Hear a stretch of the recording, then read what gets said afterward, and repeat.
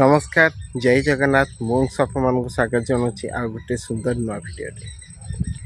तो समस्ते भावी था कि आम सब तो भल कर्म करुचे तो आम दुख कौन पे पाचे किंतु अन्य माने खराब कर्म कर से बहुत सुखरे अच्छा एमती कहीं हुए। तो से विषय रे आज गोटे छोट कहानी नहीं आसी। जदि भिडियो भल लगे भिडियो गोटे लाइक करदे और चैनल टी प्रथम थर भिडियो देखुं तेज चैनल को सब्सक्राइब करने के भी भूलें आ डेरी न करके चलतु आग बढ़ा। तो सांग मैंने गोटे दिन गोटे स्त्री लोकटे घरे थाए तार पिला माने बाहर को चाकरी करने जाती आ घरे स्वामी स्त्री दी जन ही रही था। से प्रतिदिन से स्त्री लोकटी कौन करे तार जो खाद्य तैयारी करे से पटे रुटी तार झरका पाखे रखिदी आई रुटी को गोटे वृद्ध लोक आसिकी सेठारु नहीं जाए। एमती प्रतिदिन से रुटी करी थाए गोटे पट अधिक रुटी करी थाए आ से झरका पाखे रखे। प्रतिदिन से वृद्ध लोकटी आसिकी नहीं जाए से रुटी को आ गला बेले कहीकि जाए निजर खराब कर्म निज साथी थाए आउ निजर भल कर्म निज पाखक फेरी आसे।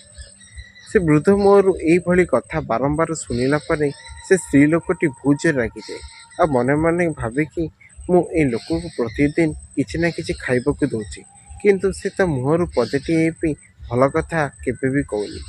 से स्त्री लोकटी बुझीपारे ना कि ये वृद्ध लोकटी कहवा कौन चाहूँगी एमती कि प्रतिदिन दौ थाए आ से वृद्ध लोकटी यही भाव में कहूए ताकू भल लगे ये विषय रे कौन मुझे सबुदिन दूसरी से मत एमती कहीं कहे आउ से रागरे कौन कला ता परदिन से रुटी रे किछि विष मिसईदेला आउ से झरका पाखे थोईदेला। किछि मुहूर्त पर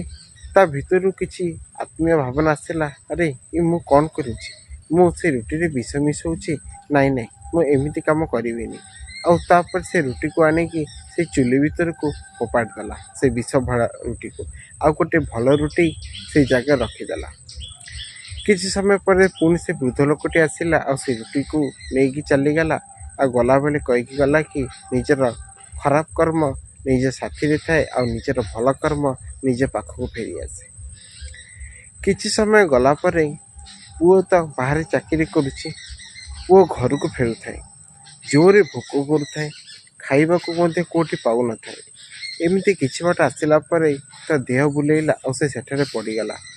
ताकू देखिकी से वृद्ध जनकटी सेठाक आसिले आ कहले कि अरे अरे पुओ तू खाइनु कि रे आउ ने ये रुटीटा को तू खाईदे आ से पिलाटी से रुटीटा को खाईदेला आउ खाई सारा भल लगे आ से घर को फेरिला जाइए जितेबले माँ देखे पुअर ये अवस्था खंडिया खाबर चारिपट हो देह असुस्थ लगुच माँ पुओ को पचारा अरे पुओ तोर एमती अवस्था केमिति है से समय पुओटी कहला कि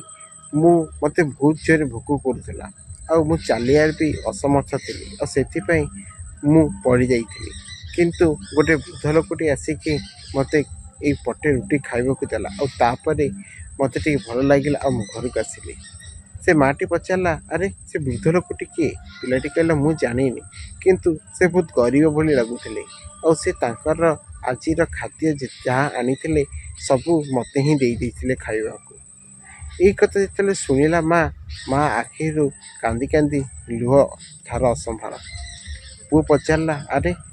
तू कांदुचु कौन पाई से समय माँ कहला किछि नाई रे पुओ तू जा तू गोड़ हाथ धोई आसे मु ते खाइबा को दउछि। से माटी भाविला कि जदि मु आज से विष भरा रुटीटा को रखी था और से वृद्ध लोकटी यदि से रुटीटा नहीं कि मो पुओ को दे था ताहले आज मो पुओ ये दुनिया न था। तो तापर से वृद्ध स्त्री माटी तार भूल को बुझी पारा कहबार कहानीटी यही तात्पर्य जे जीवन में सबु बेले भल कर्म कर कर्मर फल एबे भल मिलिबो कि नहीं कई जाना किंतु जदि तो भल कर्म करिथिबो ताहले आगामी दिन में निश्चिंत तुम कार्य आसो। जदि भिडियोटी भल लगी भिडियोटी लाइक करेंगे और केमिति लगे निश्चिंत कमेंट बॉक्स माध्यम जानवे रोचे देखा सुंदर नुआ भिडियो जय जगन्नाथ।